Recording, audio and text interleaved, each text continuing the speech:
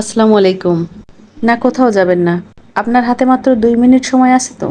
মাত্র ২ মিনিট সময় নষ্ট করে আপনি এই রেসিপিটা একবার দেখে যান, তাহলে আমি কথা দিচ্ছি আপনি একদম লস করবেন না। একদম কম খরচে পাউরুটির এই রেসিপিটা আপনি একবার বানিয়ে খেলে বুঝতে পারবেন এটা সত্যিই কত মজার। এটা কোনো মেহমানকে বানিয়ে খাওয়ালে সে আপনার প্রশংসা করতে বাধ্য। আর আপনার ছেলেমেয়ে বা ছোট ভাই বোনদের যদি খাওয়ান, তো তারা আপনার ভক্ত হয়ে যাবে। এটা খাওয়ার জন্য বারবার আপনার কাছে আবদার করবে। আপনাদের থেকে মাত্র ২ মিনিট সময় চেয়েছিলাম। তাহলে কি খুব দ্রুত এটা বানিয়ে দেখাবো? ঠিক আছে, তাই হোক। আমি এত দ্রুত আপনাদেরকে টেনে দেখাবো, বুঝতে না পারলে বকা দেবেন না কিন্তু। তো রেসিপিটি শুরু করা যাক। তার আগে বলুন কেমন আছেন সবাই?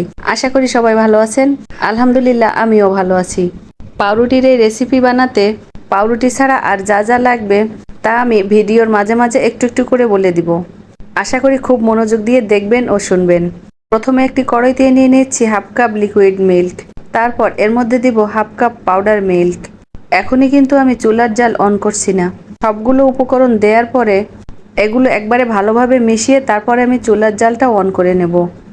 এখনই চুলার জাল অন করলে পাউডার মিল্কটা বসে যেয়ে কড়াইয়ের সাথে লেগে যেতে পারে।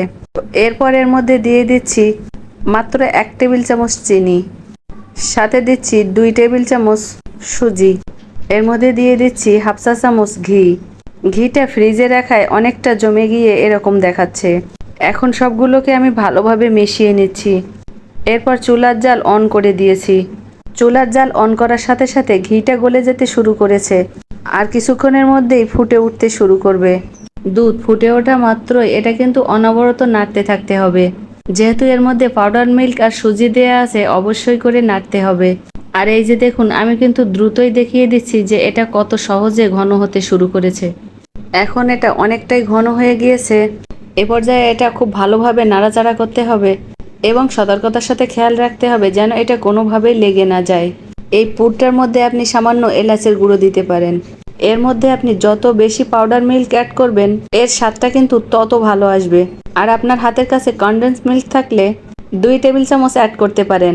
তাহলে এর মধ্যে একটা ক্রিমি ভাব চলে আসবে। পুরটা কিন্তু খুব বেশি লিকুইড রাখা যাবে না, আবার খুব বেশি ঘন হবে না। ঠিক এরকম পর্যায়ে চুলা বন্ধ করতে হবে। ঠান্ডা হওয়ার পর এটা আরেকটু শক্ত হয়ে যাবে। এখন অন্য একটি পাত্রে ১ কাপ পরিমাণ লিকুইড মিল্ক নিচ্ছি। এর মধ্যে দিচ্ছি হাফ কাপের একটু বেশি পাউডার মিল্ক। আপনারা চাইলে আরও একটু বেশি দিতে পারেন। খুব সামান্য পরিমাণ অর্থাৎ ১ টেবিল চামচ চিনি দিচ্ছি। মিষ্টির পরিমাণ খুব বেশি হলে এই রেসিপিটা কিন্তু মজা লাগবে না। তাই মিষ্টি একটু সহনীয় পর্যায়ে রাখতে হবে। আর এখানে পাউডার মিল্ক এবং কনডেন্স মিল্ক ব্যবহার করলে সেগুলো থেকেও কিন্তু অনেক মিষ্টি হয়ে যাবে। পাউডার মিল্কটা মিশিয়ে নেওয়ার পরে এখন এর মধ্যে সামান্য ১ ফোঁটা ফুড কালার দিয়ে দিচ্ছি, যাতে মিশ্রণের কালারটা সামান্য একটু ঘিয়ে ভাব হয়। লিকুইড মিল্কের মধ্যে আমি প্রথমেই ২টা এলাচ দিয়েছিলাম। মিশ্রণটি ফুটে ওঠার পর আমি এলাচ ২টো তুলে ফেলে দিব। কিছুক্ষণ ফুটে ওঠার পর আমি গ্লাস ২টা ফেলে দিচ্ছি, কারণ এর যে ফ্লেভার তা কিন্তু বেরিয়ে আসছে। এখন এগুলোর আর দরকার নেই। এই মিশ্রণটি খুব বেশি ঘন করা যাবে না, মোটামুটি একটু ঘন হলেই নামিয়ে নিতে হবে। চুলার কাজ আপাতত শেষ হলো, এখন বাকি কাজগুলোর পালা। আমি এখানে ৬ পিস রুটি নিয়ে নিচ্ছি। চাকু দিয়ে রুটির ৪-৫টা এভাবেই ছাড়িয়ে নিচ্ছি। এটা থাকলে নাস্তাটা দেখতে খুব একটা ভালো লাগবে না। রুটির চারপাশের এই অংশগুলো কিন্তু ফেলে দিব না। আপনারা হয়তো সবাই জানেন এটা দিয়ে ব্রেড ক্রাম্ব করা যায়, আর আমি এটা সে কাজেই লাগাবো।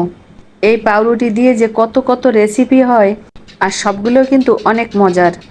সবগুলো পাউরুটির চারপাশটা ছাড়ানো হয়ে গিয়েছে। এখন এই অংশগুলো দিয়ে একসময় আমি ব্রেড ক্রাম্ব করে নিব। এগুলোকে একটা সাইডে রেখে দিচ্ছি। এখন রুটির পিসগুলোকে এভাবে বেলনের সাহায্যে বেলে নিতে হবে। এতে করে পাউরুটিটা একটু বড় হবে আর পুর দিয়ে নাস্তাটা বানাতে সুবিধা হবে।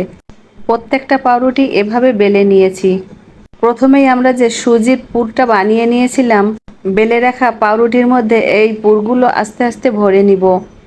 পুরের উপরটা অনেকটা শক্ত হয়ে গিয়েছে, এখন আমি এই চামচ দিয়ে এগুলোকে স্মুথ করে নিচ্ছি। আমি যখন প্রথমে একটা পাউরুটিতে পুর ভরে নিচ্ছিলাম, তখন আমার মনে হচ্ছিল পুর দেওয়ার পর পাউরুটিটা যেভাবে রোল করব, এভাবে পাউরুটিটা রোল অবস্থায় কি থাকবে নাকি খুলে যাবে। তো যখন আমি সত্যি সত্যি রোলটা করে নিলাম, তখন দেখলাম যে এটা একদম সুন্দর মতো রোল হয়ে আছে, একেবারেই খুলে যাচ্ছে না, এবং এটা আমার সাথে খুব ভদ্র আচরণ করছে। যেভাবে প্লেটে রেখে দিলাম ওভাবেই রয়ে গেল। আপনাদেরও ভয় পাওয়ার কোনো কারণ নেই, কারণ রোলটা আপনাদের সাথেও আশা করি ভালো আচরণ করবে। আমি আপনাদের আরও একটা পাউরুটি রোল করে দেখাচ্ছি, এবং আপনারা দেখে নিন এর আচরণটি কেমন হয়। না, ভালোই হয়েছে। আমি এভাবে পুর ভরে সবগুলো পাউরুটি রোল করে নিয়ে প্লেটে সাজিয়ে নিয়েছি। এখন উপর থেকে ঘন দুধের এই মিশ্রণটা আস্তে আস্তে করে দিয়ে দেব। এই মিশ্রণটা দেখতেই পাচ্ছেন কেমন ঘনত্ব হয়েছে। এই মিশ্রণকে খুব বেশি ঘন করা যাবে না, খুব বেশি ঘন করলে এটা পাউরুটির সাথে মিশতে চাইবে না। আবার এই মিশ্রণটা এত বেশি দেওয়া যাবে না যাতে পাউরুটি একেবারে ডুবে থাকে, তাহলে কিন্তু সবগুলো একবারে মাখা মাখা হয়ে যাবে আর একটার সাথে আরেকটা মিশে যাবে। তবে পাউরুটিতে যতটুকু পরিমাণ টানতে পারে ততটুকু কিন্তু অবশ্যই দিতে হবে, কারণ এটা যদি খুব বেশি শুকনো থাকে তাও কিন্তু মজা লাগবে না। তাই মিশ্রণের পরিমাণটা আপনাকে সেভাবেই একটু বুঝে দিতে হবে। প্রয়োজনে মিশ্রণটা আপনি বেশি হলে রেখে দিতে পারেন, অথবা কম হয়ে গেলে আরেকটু বানিয়ে নিতে পারেন। তবে আপনাদের সাথে একটু শেয়ার করি, আমি যখন মিশ্রণটি দিয়েছিলাম খাওয়ার সময় দেখেছি মাঝখানের রোল দুইটা একটু বেশি ভালো হয়েছিল, কারণ এই দুইটাতে লিকুইড মিশ্রণটা একটু বেশ ভালোভাবে লাগছিল, আর পাশেরগুলোতে একটু কম হয়ে গিয়েছিল। এ কারণেই আপনাদের বলছি আপনারাও কিন্তু একটু বুঝে দিবেন পাশের রোলগুলোতে যাতে মিশ্রণের পরিমাণ কম না হয়। প্রয়োজনে প্রত্যেক সাইডে একটু কাত করে রেখে এই মিশ্রণটা আপনারা চারপাশে করে ভালো করে দিয়ে নিতে পারেন। লিকুইডটা দেয়া হয়ে গিয়েছে, এখন আমি এটা দেখতে সুন্দর করার জন্য কিছু বাদাম কুচি দিয়ে নিচ্ছি। আমি এখানে কাঠবাদাম ব্যবহার করেছি, আপনারা চাইলে যে কোনো ধরনের বাদাম, কাজু অথবা চীনাবাদামও দিতে পারেন। তবে চীনাবাদাম দিলে হালকা একটু গুঁড়া করে তারপর দিতে হবে। এখন এর মধ্যে কয়েকটা কিশমিশ ছড়িয়ে দিচ্ছি। আমার ইউটিউব চ্যানেল কুইন্স ফুড ফিউশনে সবাইকে স্বাগত জানাচ্ছি।